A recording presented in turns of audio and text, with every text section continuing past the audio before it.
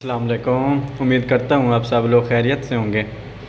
हम यूएसपी का chapter number 51 discuss कर रहे थे। फर्स्ट पार्ट हमने डिस्कस कर लिया था। आज हम उसका सेकंड पार्ट डिस्कस करेंगे। फर्स्ट पार्ट के अंदर हमने ये डिस्कस किया था कि एंटी माइक्रोबियल प्रिजर्वेटिव्स होते क्या हैं, ठीक है, और हम प्रोडक्ट्स के अंदर स्टीराइल या नॉन स्टीराइल के अंदर ऐड क्यों करते हैं, और उसको चेक करने के लिए कि ये प्रिजर्वेटिव्स काम कर भी रही हैं कि नहीं कर रहे, उसके लिए कौन कौन से ऑर्गेनिज़म्स, नॉन ऑर्गेनिज़म्स यूज़ करने हैं, वो भी डिस्कस किया था। और किन प्रोडक्ट्स कैटेगरी के ऊपर ये अप्लाई किया जाता है वो डिस्कस किया था।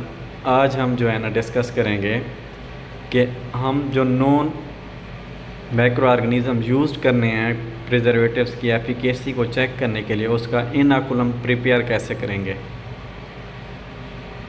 हमने जो माइक्रो ऑर्गेनिज़म्स की लिस्ट थी उसके अंदर दो चीज़ें थीं, बैक्टीरिया और फंगस। तो बैक्टीरियल एंड कैंडिडा एल्बिकेन्स कल्चर अब हमारे पास में दो टाइप के आते हैं स्टॉक कल्चर। एक तो हमारे पास लिक्विड फॉर्म में हमारे पास आता है स्टॉक कल्चर, दूसरा हमारे पास आता है सॉलिड फॉर्म के अंदर हम स्टॉक कल्चर को जो है ना प्रिजर्व किया होता है।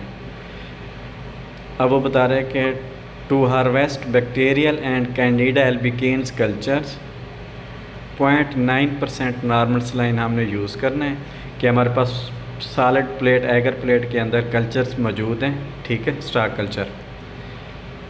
कौन कौन से बैक्टीरियल हैं और कैंडिडा एल्बिकेन्स के कल्चर्स हैं प्लेट के ऊपर। हमने क्या किया, 0.9% नॉर्मल सलाइन लिया और कॉलोनी वहाँ से पिक करके प्लेट से 0.9% नॉर्मल सलाइन के अंदर ऐड किया और उसकी डेल्यूशंस बनाते गए। फिर उसमें से हमने क्या किया, सब डेल्यूशंस में से 1 ml लिया और हमें कितने चाहिए, टू ऑब्टेन 1/10⁸ CFU पर ml। जब जिस डेल्यूशन में से हमें इतने CFU पर ml मिल जाएंगे तो ये हमारे पास इनोकुलम तैयार हो गया। अगर हमने टू हार्वेस्ट करना है एस्परजिलस नाइगर को तो इसका क्राइटेरिया कैंडिडा और बैक्टीरिया से थोड़ा डिफरेंट है कि इसके लिए भी हमने स्टीराइल सलाइन सोल्यूशन यूज़ करना है 0.9%, जिसके अंदर 0.05% पॉलीसार्बेट 80 होगा। तो उसकी भी हम वही डेल्यूशंस बनाएंगे और डेल्यूशंस को फिर हम क्या करेंगे, 1 ml पोर करेंगे। रिज़ल्ट जिसके ऊपर आ जाएंगे, जिस डेल्यूशंस में 1/10⁸ CFU पर ml, उस डेल्यूशन को हम ले लेंगे एज आ इनोकुलम। ये हमारा इनोकुलम रेडी हो गया कि अगर हमारे पास कल्चर सॉलिड फॉर्म के अंदर है या हमारे पास अगर लिक्विड फॉर्म के अंदर हमारे पास कल्चर हैं तो हम उसको कैसे करेंगे, stock culture organisms grown in liquid media, तो हम उसको हार्वेस्ट करेंगे बाई सेंट्रीफ्यूगेशन।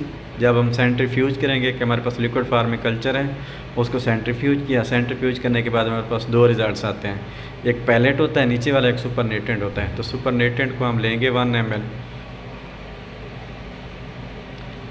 सुपरनेटेंट को लेंगे और उसी तरह 1 ml हम ऐड करेंगे, जिसमें क्या होगा, 1 ml के अंदर 1/10⁸ CFU पर ml आ जाएंगी। तो हम उसको क्या करेंगे, यूज़ कर लेंगे एज आ इनोकुलम। अब ये टेबल है, इसके अंदर ऑर्गेनिजम्स बताए हुए हैं कौन कौन से यूज़ करने हैं, सूटेबल मीडिया कौन से है उनके लिए, इंक्यूबेशन टेम्परेचर क्या होना चाहिए, इंक्यूबेशन टाइम क्या होना चाहिए, और माइक्रोबियल रिकवरी इंक्यूबेशन टाइम कब कब आनी चाहिए माइक्रोबियल रिकवरी। ये एक टेबल आपने एक नज़र देख लेना है। अब मेन पॉइंट पे आते हैं कि हमने टेस्ट परफॉर्म कैसे करना है, प्रोसीजर हमें क्या बताया गया है यूएसपी चैप्टर 51 के अंदर। उसमें यह है कि आपने volume of suspension inoculum used 0.5% and 1% of volume product. इसका मतलब ये है कि आपने 0.5% लेना है प्रोडक्ट का वॉल्यूम के, मतलब अगर आप प्रोडक्ट वॉल्यूम 20 ml ले रही हैं तो 0.5% उसका बनेगा 0.1 ml कल्चर, ठीक है। तो 20 ml प्रोडक्ट है तो उसका 0.5% इनोकुलम जो बनेगा वो 0.1 ml बनेगा। और इसी तरह अगर आप 1% ले रहे हो प्रोडक्ट का 20 ml प्रोडक्ट का अगर 1% लेंगे तो 0.2 ml हमारे पास इनोकुलम सस्पेंशन ऐड करना पड़ेगा उस प्रोडक्ट में, ठीक है।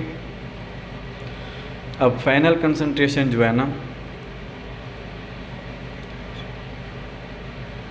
1/10⁵ 1/10⁶ CFU पर ml, ये प्रोडक्ट कैटेगरी 1, 2 और 3 कैटेगरी के लिए यूज़ किया जाएगा। इसका मतलब ये है कि अगर हमने 20 ml सैंपल ली और 0.1 ml उसके अंदर कल्चर ऐड किया जो कि 0.5% बन रहा है, तो पहले इनोकुलम क्या था 1/10⁸ CFU पर ml। अब उसमें से हमने 0.1 ml लिया है, तो जो फाइनल कंसंट्रेशन बन जाएगी वो 1/10⁵ या 1/10⁶ CFU पर ml हमारे पास आ जाएगी, ठीक है। 20 ml प्रोडक्ट लिए, उसके अंदर 0.1 ml कल्चर ऐड किया, तो जो उसके अंदर बैक्टीरिया होंगे जो वो होंगे 1/10⁵ या 1/10⁶ CFU पर ml।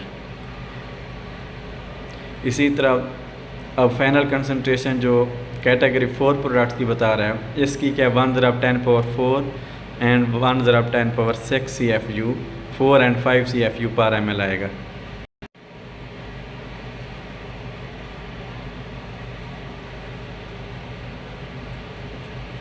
अच्छा, तो उसके बाद हमने जो है ना इसका टेस्ट लगाना है। जो इनिशियल काउंट होगी, मतलब 20 ml के अंदर हमने 0.1 ml कल्चर डाला, उसमें से हमने 1 ml और 1 ml 2 रेप्लिकेट के साथ प्लेट्स के ऊपर पोर कर देना है और चेक करना है कि इनिशियल काउंट कितनी आती है।